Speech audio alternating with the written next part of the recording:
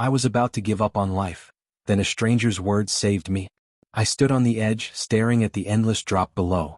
My heart was heavy, my mind drowning in thoughts of failure, loneliness, and hopelessness. I had lost everything: my job, my family's trust, and my will to keep going. At that moment, I truly believed no one would miss me. But then, a voice broke through the silence. A stranger, someone I had never met before, said something that changed everything. And today I'm here to tell you that story because maybe, just maybe, it could save you too. I wasn't always like this. A few years ago, I had a stable job, a loving family, and dreams that once felt within reach. But life has a way of unraveling everything when you least expect it. It started with a layoff. My company was downsizing and I was just another name on their list. "We appreciate your contributions, but we have to let you go," they said, their voices laced with fake sympathy. Losing my job was just the beginning. Without an income, I struggled to pay rent.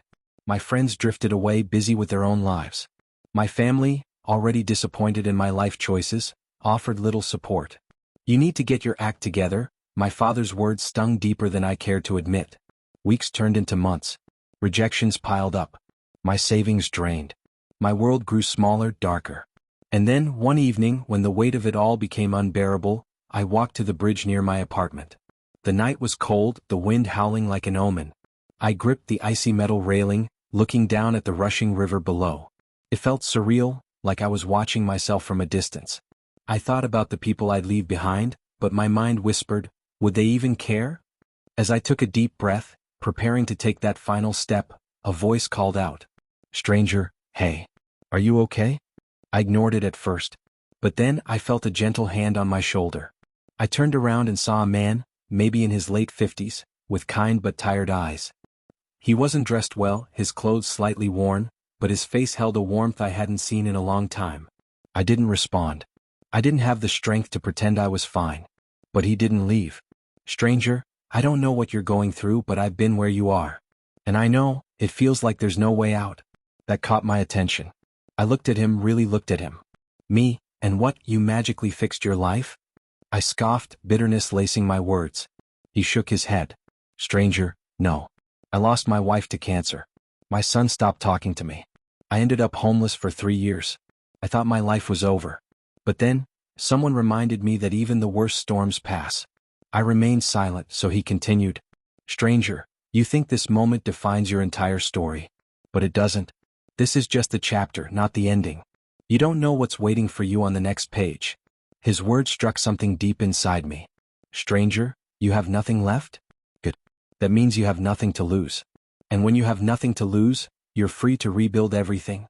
Tears I had been holding back for months finally spilled. I broke down right there, on that bridge, in front of a complete stranger.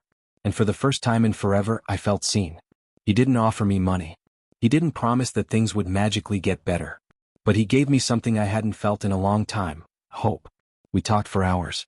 He told me about the small steps he took to rebuild his life. About how he found purpose in helping others, even when he had nothing himself. By the time we parted ways, the sky was turning light. And somehow that sunrise felt different. It felt possible. It wasn't easy. The next few weeks were still hard, but I held on to those words. This is just a chapter, not the ending. I started applying for jobs again. Not because I believed I would get one immediately, but because I had nothing to lose by trying. I reached out to an old friend. At first, I hesitated, thinking they had forgotten me. But when they picked up the phone, their voice was warm. They hadn't forgotten. One step led to another. Small victories piled up. A part-time job. A new place to stay. Slowly, life started to take shape again. And one day, months later, I found myself walking past that bridge. I looked around, hoping to see that stranger again. But he was gone. Maybe he was never meant to stay. Maybe he was just an angel in disguise, passing through to remind me that life is worth fighting for. A message for you. If you're watching this and you feel like giving up, please, don't. You don't know what's waiting for you on the next page of your story. You don't know how close you are to something better. And if no one has told you this today, let me be the one to say it. You matter. Your story isn't over yet. Keep going.